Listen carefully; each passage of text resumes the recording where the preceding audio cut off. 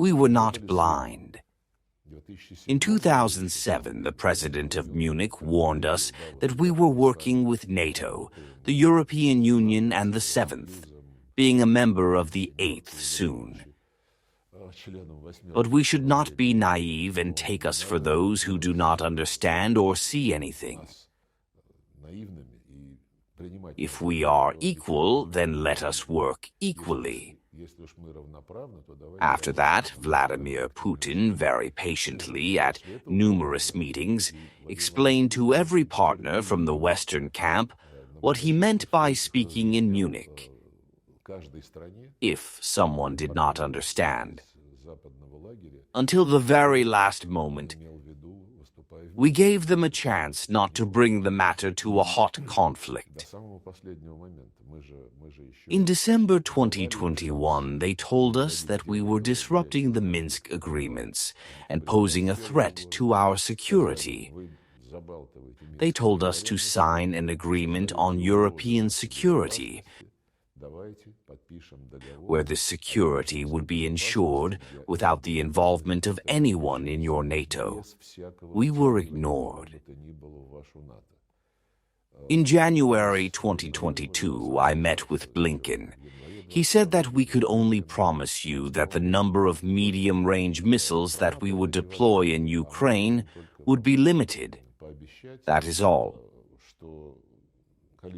The same hypocrisy, impunity, exclusiveness, and superhumanity. That is what all this has led to. It is not for nothing that the president, speaking at one of his major events last year, said that it would never happen again until February 2022. That is, he hoped until February, probably already understanding the scarcity of these hopes, but he gave them a chance until the very last moment. Let us agree on security, including the security of Ukraine, so that the measures to ensure this security do not undermine our security. All this was resolved. Many political figures, former members of the government and public figures, who have common ground with the Russian man with a strong background, say that it should have been done differently, but it turned out the way it did. Now our goals are clear and our tasks are defined. As they said back in the Soviet Union. By the way, speaking of 2022, you had long negotiations with Blinken. Everyone remembers that. When did you realize that you would not be able to reach an agreement? How did you decide that it was time to start a special military operation? Another month passed between your negotiations with Blinken. Probably, yes, about a month. You know, I hoped that reason and common sense would triumph. Pride triumphed. Not only the idea of materializing Ukraine in NATO, creating bases in Crimea, the Azov Sea, all these plans existed. But in addition to this geopolitical plan, pride also played a big role. How come? We are told that we do not need it, and we will not agree. I will not exaggerate now. This is in the naked form of what they were guided by. This is sad. This is not common sense. Trump always says that there should be common sense in any conflict. Washington's common sense dictates to step aside. Our president said that the ball is in their court. For many, the Riyadh was a big surprise. What preliminary work did you do? And when did you start it, so that these negotiations took place? There was no preliminary work. The presidents called on the initiative of Trump. The ball that Putin threw at him at the press conference in Geneva in 2018 after the World Cup, the ball that was the official FIFA ball, was thrown at the press conference. Trump caught it, spun it, and threw it at the members of his delegation who were sitting in front of him. We all agreed that it was not Trump who cut off relations with Biden, but it was one country. Trump was well aware of this and called himself. Before that, he sent his close advisor here for a conversation, literally the day before, and then, during the telephone conversation, we agreed to meet in Istanbul. We flew there 3 days after the telephone conversation, so there was no preparation. I mean, bilateral. Of course, each team was preparing. In the U.S. Department of State, we had a normal conversation between two completely normal delegations. It is striking that this normality was perceived as a sensation, which means that our Western partners, during Biden's term, managed to bring the world public opinion to the point where it perceives a normal conversation as something out of the ordinary. We will never think the same way on every issue of world politics. This is what we admitted in Riyadh, and the Americans admitted it. They themselves said it. But where we see a coincidence of interests, the common sense suggests that it is foolish not to use a coincidence of interests in order to translate this coincidence into some practical matters and get mutually beneficial results. And where interests do not coincide, this is also what Marco Rubio said. Where interests do not coincide, it is the responsibility of the responsible powers not to allow this incoherence to degrade into confrontation. This is absolutely our position. By the way, this is also a format in which relations between the United States and China are being built. They have a huge number of disagreements.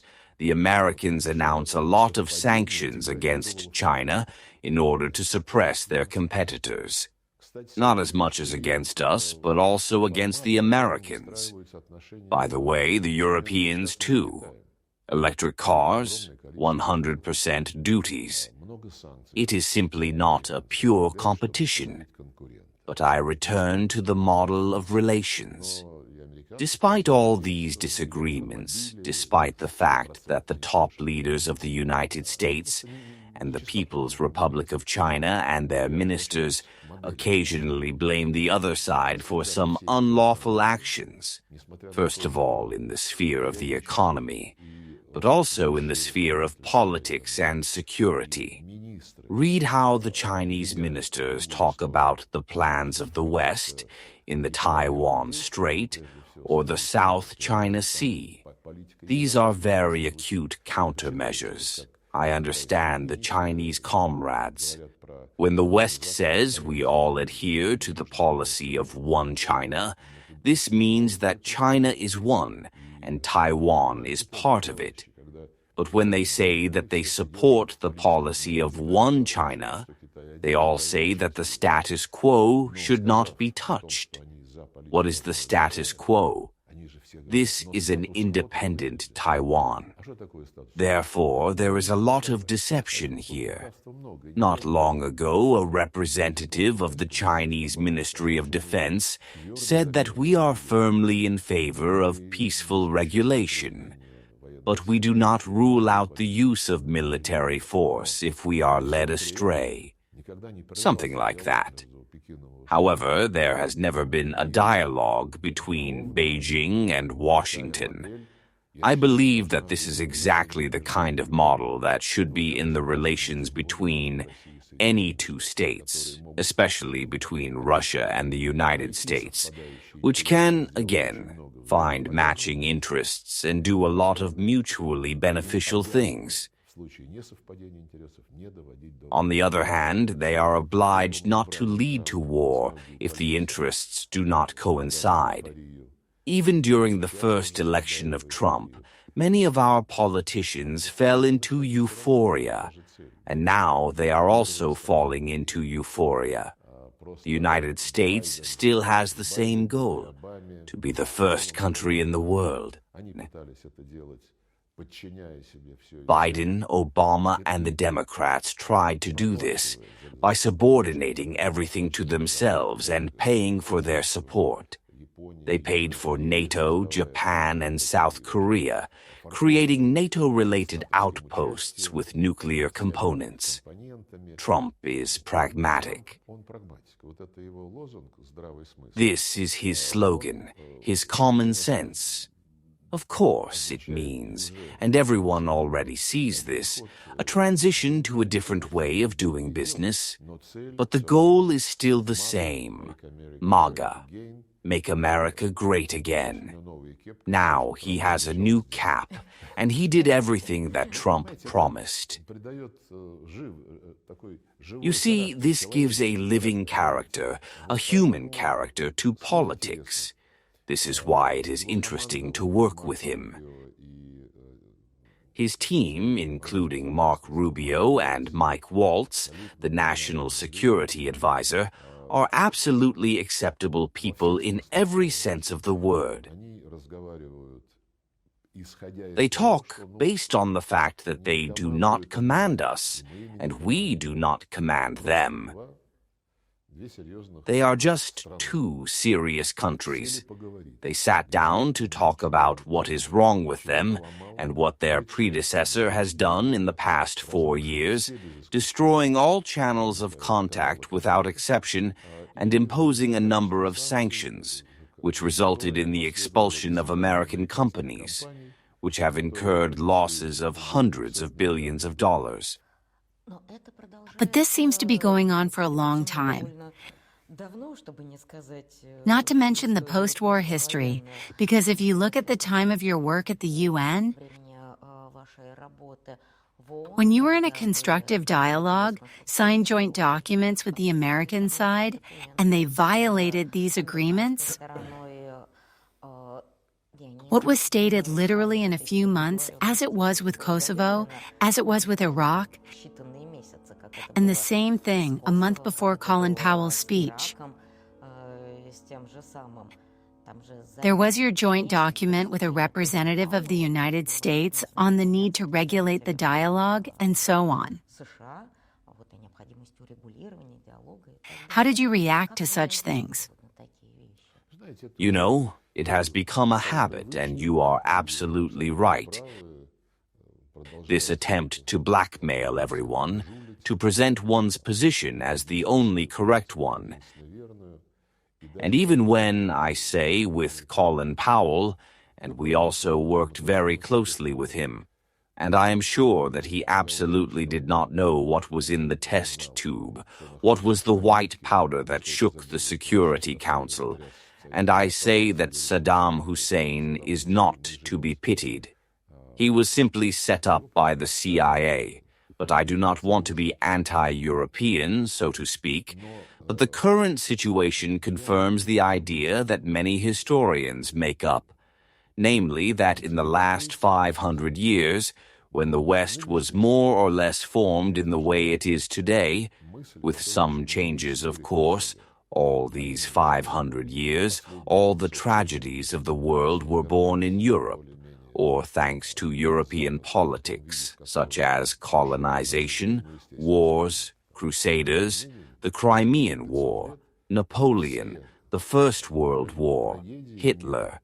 And if you look retrospectively at history, the Americans did not play any kind of incitement, let alone incitement role.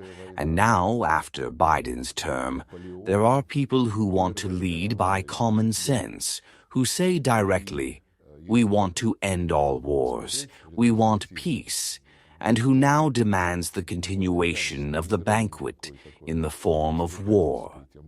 Europe. The Danish Prime Minister said you saw, right? For Ukraine, the world is now worse than war. Starmer, who went after Macron to persuade Trump not to end this story so quickly, and at the same time boasted that this year Britain will make its biggest contribution in the form of weapons to Ukraine, that is, directly contradicting Trump and saying, and we will pump it up. Macron is dealing with some, yes, and Starmer too. Now we are talking about peacekeepers. We are preparing so many thousands. We will provide cover from the air for these peacekeepers. But this is also impudence because, first of all, no one is asking us. And Trump understands everything. Trump said that now it is too early to speak when there will be a settlement. You can discuss this issue, but you will need the consent of all parties. He behaves correctly. And these guys, just like this peacekeepers' plan in Ukraine, is a continuation of the Kyiv regime's incitement to war against us. Just like they trampled the Minsk agreements, which were recently acknowledged by their co-authors. Our Western neighbor was not going to implement them, just like they, in the form of weapons, brought to power on their bayonets, first Poroshenko, then Zelensky. Just like they cornered Zelensky in a 180-degree turn, although maybe Annalena Baerbock would see it as 360. No, but he turned 180. And from a person who came to power in the slogans of peace, in the slogans of leave the Russian language alone. This is our common language, our common culture. It's all on the internet. And in 6 months he turned into a pure Nazi. And, as our president rightly said, a traitor of the Jewish people. And just like they brought him to power and push him forward, they now also want to support him with their bayonets in the form of peacekeeping units. But this will mean that the primary reason will not disappear anywhere, because when we ask these thinkers what will happen to this part that you will take under your control, hypothetically, well, nothing. Ukraine will remain there. I asked one comrade, will the Russian language be banned there? He said nothing. They cannot say the word condemnation of what has not happened. No other language has ever been subjected to such aggression. But imagine if in Switzerland, French or German were banned. Or, even better, if English were banned in Ireland. Now the Irish want to self-determine a little. If they tried to ban English, the entire UN would be shaking for all its columns, demanding that Ireland be condemned. But here it is possible. You speak to their eyes, but they do not answer anything. It is just like I have been publicly at the UN meetings and have met with the press. I asked them to help us get at least some information on Buchi, the tragedy in which it was used to impose sanctions on us. I say, guys, these scenes were shown by the BBC 2 days after none of our military men. We are asking for only one thing. I am already desperate for something more. Can you look at the list of people whose bodies you have shown on the BBC channel? I have even asked the UN Secretary-General publicly at the UN Security Council more than once. Last time I was in New York for a session of the General Assembly. I had a final press conference with the entire world press.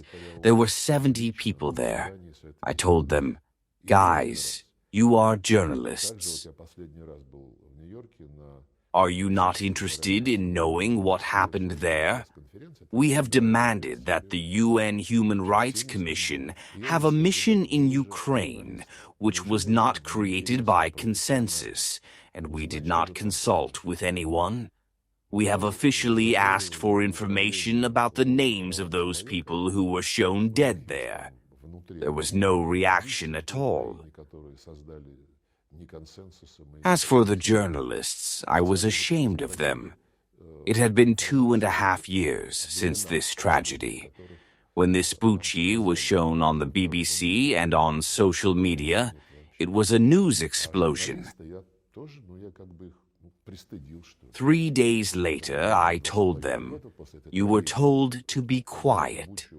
I know half of them well. They have been working there for a long time. Can journalists not send a request to the same Ukrainians? No one does anything. The team went through.